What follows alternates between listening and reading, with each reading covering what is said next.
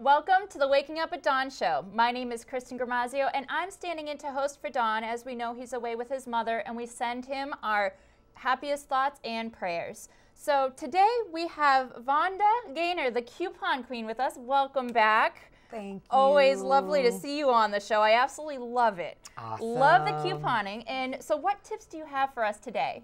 Well, today I want to let the viewers know about certain items that they're going to be able to get at a heavily discounted price. Every month, the same items go on sale year after year after year. And we are so lucky because we're in April. So that means fresh produce. Okay. I'm talking asparagus, fresh broccoli, Brussels sprouts, most vegetables that the average person finds a little bit too pricey. Now they can get them. Now, why is that now happening in April? What is the big reason? It's called sales cycles. Okay. So every year during the month of April, vegetables and fruits, this is one of the cheapest times to buy them. The best times. I've never used a coupon for fruits, ever. Where do I find them? Oh my gosh. And you know what? Coupons come out for tomatoes. You would be oranges. Really? Yes. And is this in the newspaper, online? From inserts, yes, Okay. or you can go directly to the company. Really? Yes. Oh my god. Wow, and I was thinking I can only do it for like the toilet paper, the toothpaste, and finding them that way. I never Even knew. meats. Really? So, yeah. And that's what I eat, is the fruits, vegetables, and the meat. And that's the one area I don't have coupons for. Oh my God, yes. I've been doing something wrong, obviously, right? Yes. Yeah, coupons can be utilized for almost everything that we use. I'm talking everything. Air fresheners for cars. Everything as a whole across the board. Wow. Wow. A coupon can be utilized. Now, so I don't get the newspaper. And so I was going online, buying my flyers from going on eBay or something to get those. You know, Not eBay. Not eBay. No, I'm realizing that. Yes. Now, where would you suggest if people don't get the newspaper regularly? Should they go to the CVS and buy the newspapers for the flyers? If you are going to go that route, you have to make sure you check the newspaper before you leave the store. To make sure that to they're make in there sure and they're in someone there didn't take because them after out. yes, after you leave, you won't be able to get a refund if you take the Okay. paper back. So I always recommend that they check. But if you want to buy from another area, I always encourage people to make sure the person that you're buying from is a registered business owner. Okay. You don't want to just buy from Just random. Just email them a really quick question and say, hi, I like your site, or you're a registered business owner, and ask them what state they're registered in. Okay. And that way you can follow up and you have something to stand on in case something goes awry. Very good. Now, so you said they can go to the companies themselves. Yes. So you just email the company A and quick ask? email. And they will send them to you Yes. weekly, or do you have to They'll contact them email- every week? Some, like the Henkel Corporation, which makes Purex, they make a whole bunch of different products. If you email them, they'll send you a bunch of coupons, and they'll tell you they only send them out like 4 times a year, but they send out a lot at one time. Really? Even McCormick for spices. And They'll send everybody you uses coupons. spices for... Everybody uses spices. Yeah.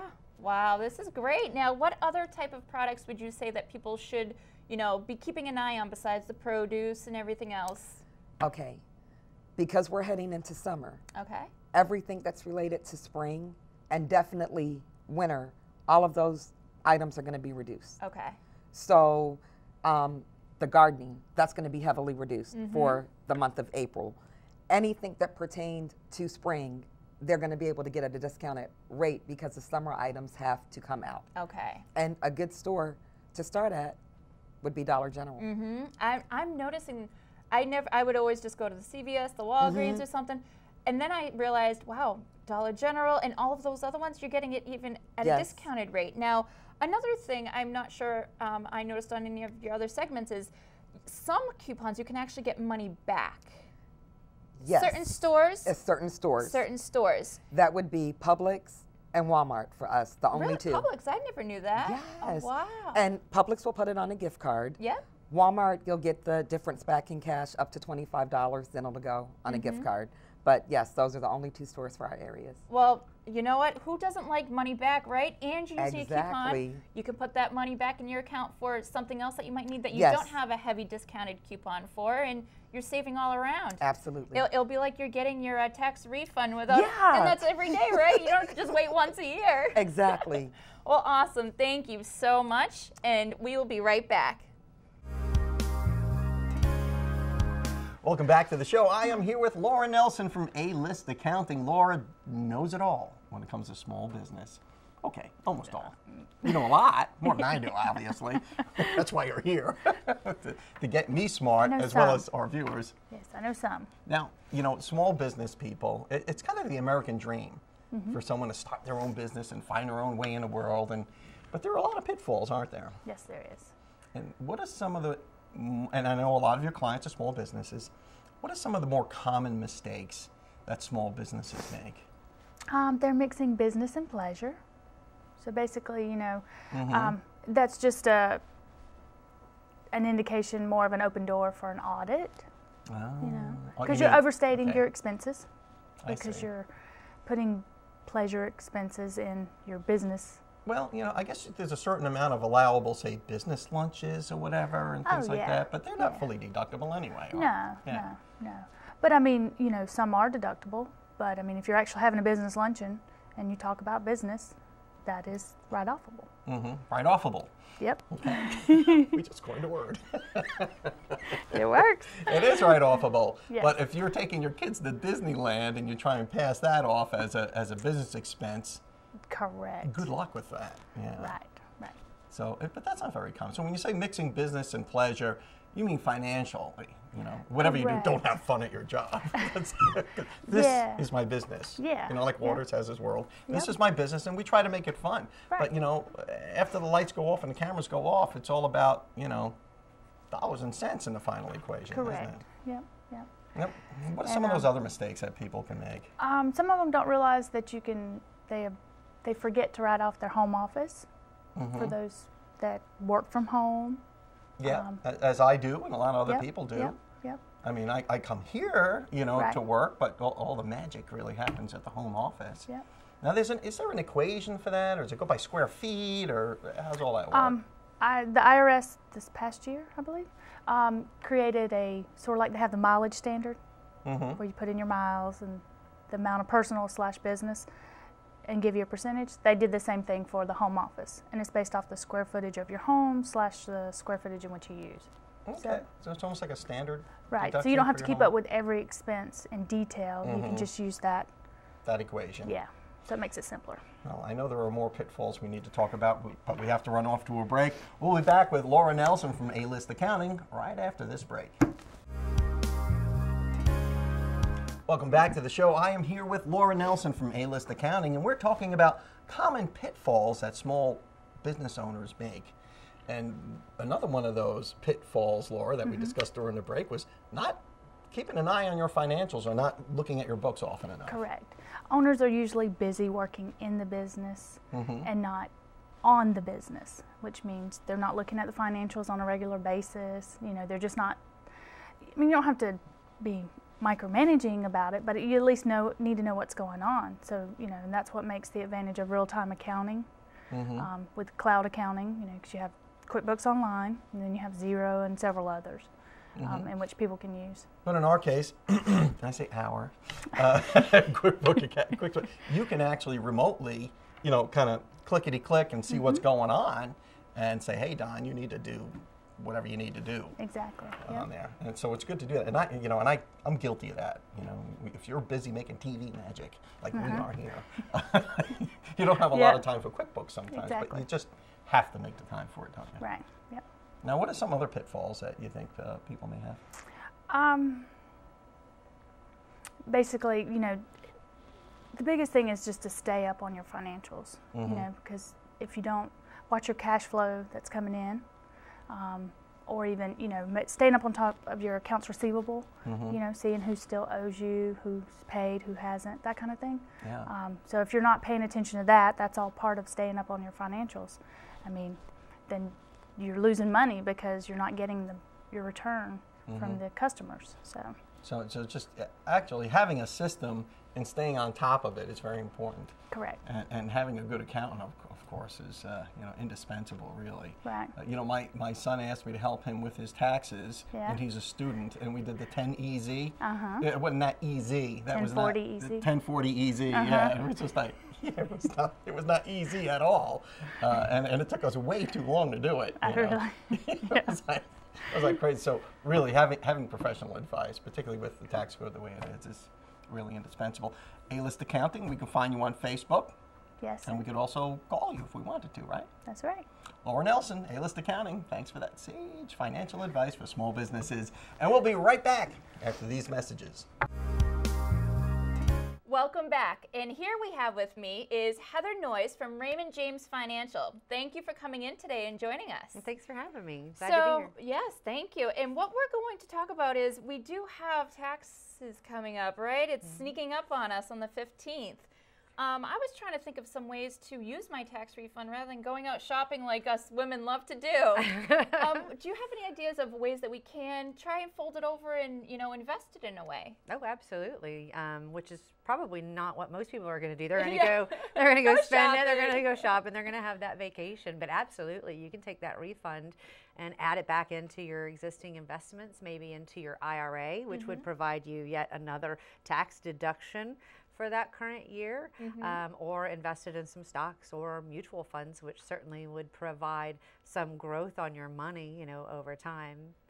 So since I mentioned IRAs, that, again, April 15th is coming up. You said tax time, that's the deadline. You still do have time that you can put money into that IRA and still get a deduction for last year on it. So you still have a little bit of time. If you need to save some money, if you're maybe not getting that refund at all, and you need to get some write-offs. And exactly. Absolutely. So you still have some time, you know, that you can do that. Okay. So. Now, one question I personally have for IRAs, I actually started mine when I was 18. I had a financial advisor. Well, I actually cashed mine out to buy a house. You know, that was my goal. So I have other investments where that is bad. But if it's a first-time home buyer, you do get the deduction and everything.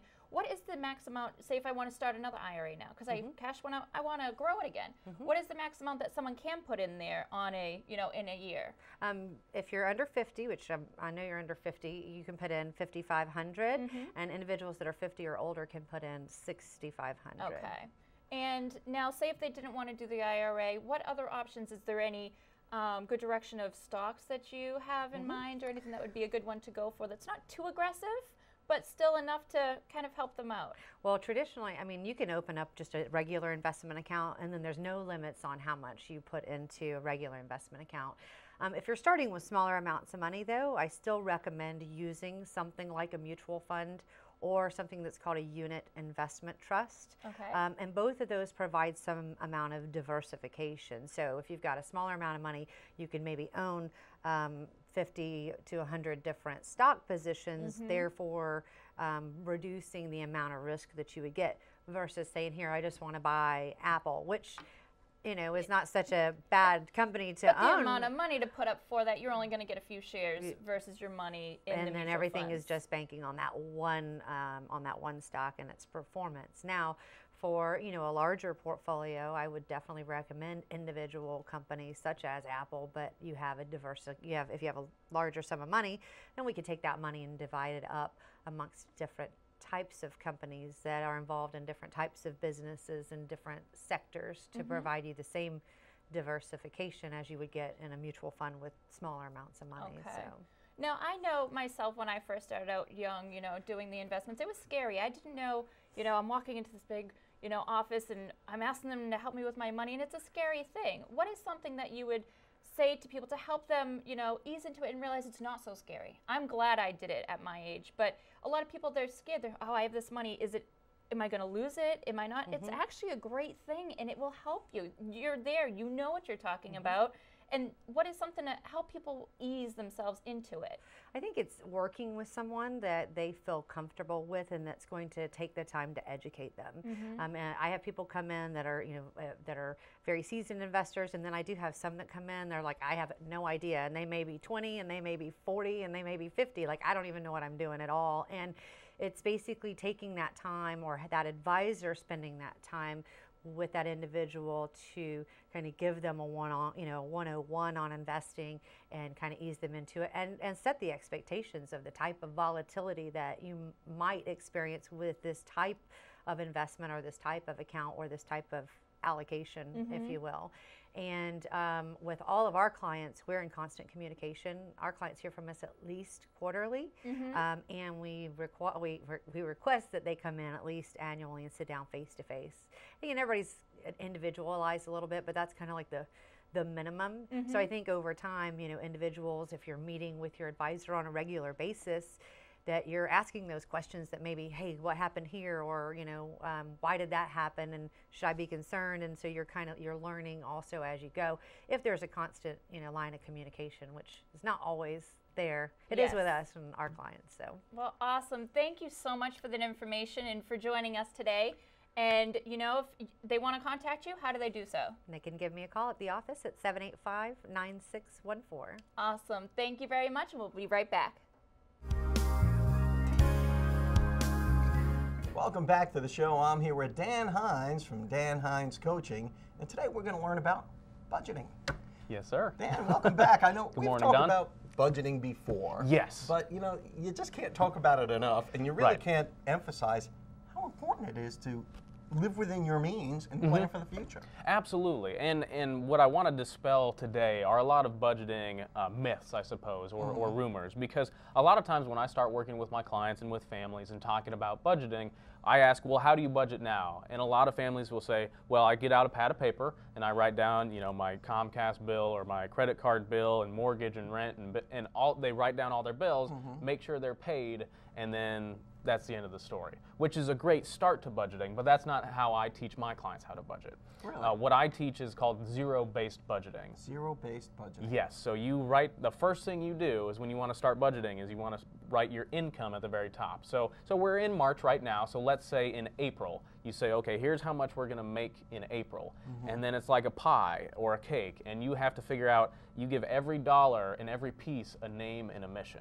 So you take your income and you say, okay, this dollar is going to go to the bills, this much is, but then you can also say, well, I'm going to save some money, or I'm going to put it into retirement, or I'm going to try to pay extra on the credit cards, or, you know, it's going to go to food and other stuff as well. And that's probably a good way just to take inventory of where you're spending your money. Yes. And then once you realize like where your money's going, you're like, we spend that much on phones, on cell phones, or we spend that much on water, or we spend that much on cars, or whatever. Well, and coffee is a big one too. So I've got some cousins that wanted to start saving for retirement, and they got out their credit card bills and they started adding things up and figuring out where they were spending money. They found out they were spending $200 to $300 a month on Starbucks. That's like a latte tax. Yes, a little bit. And I love Starbucks, and I love going there, and there's nothing wrong with doing that or anything else that you like as little habits, but they can add up. Is that if you've got two adults and they each get a drink in the morning, every day when they go to work, you know, that's 20 working days with two adults, that can be $200 pretty quick. Yeah. Or if you wash your car or you wash your truck a lot, you know, that's $4 or $5 per car wash. I'm guilty of that. I'll drive the car through the car wash, something, and I'll just get the basic thing. I think, $6 for a car wash. Right. And there's not. And when I'm working with my clients, I tell them, you know, if you want to go to Starbucks, I'm absolutely fine with that. As a coach, I just want to make sure that they're writing down their income and they're figuring out where all their money, where they want it to go. It's because when you have that whole pie and you're trying to divvy out pieces, if you want Starbucks, that's fine. That's awesome. But if it means that you're not paying a bill, or if you're not saving for retirement, or you're not paying extra on the credit card debt, that's where I work with my clients to say, well, you've got to say no to something in order to say yes to something over here. But that's why the budgeting helps out extremely well, is because it helps you know where to move money around. And then you've got to do, I guess, sort of a little budget triage. And what if you're spending more than you make and you don't even realize it? And you've got this little pie chart. Well, and there's kind of two ends of the spectrum. Because coffee's a pretty easy fix. Yes. But there may be some other things that you might have to look at, maybe your car insurance, how to cut that back a little bit. Yes, exactly. Or necessities. So when you want to say, well, in order to retire, if I need $200 or $300 a month, and you can only right now afford about $150, then that's where you start to dive in to say, where can I save $50? And you can plug a dollar out of different things to figure out where it goes. And I've seen both ends of the spectrum. I've seen clients where, you know, they say they're living paycheck to paycheck, but they're making 6 figures, which sounds ridiculous, but it's, you know, they're paying their bills, but then they're spending money on toys and trips and other stuff, and they don't know where the money's going. I think, Dan, it's kind of human nature to spend up to what you earn. Yes, isn't it? right. You get kind of promoted up until your level of intelligence, and but there's the other end of the spectrum too. Is that if you truly are living paycheck to paycheck, budgeting is also very important, because you can start to plan your month, and once your month is planned, you can break it down by paycheck to say, well, this paycheck is going to pay the water bill, and this paycheck is going to pay the gas bill. So you can start to get organized in a calendar fashion as well, because especially if you're on that end of the spectrum, then you've got you could have overdraft fees. I mean, even if you still have a credit card account or a bank account, is that overdraft fees can really kill you as well. So we want to learn more. We just contact you, Dan Hines at Dan Hines Coaching, and your website is? FixingFamilyFinances.com. FixingFamilyFinances.com. And thank you so much for that wise advice. Thank you, Don. And we will see you next time.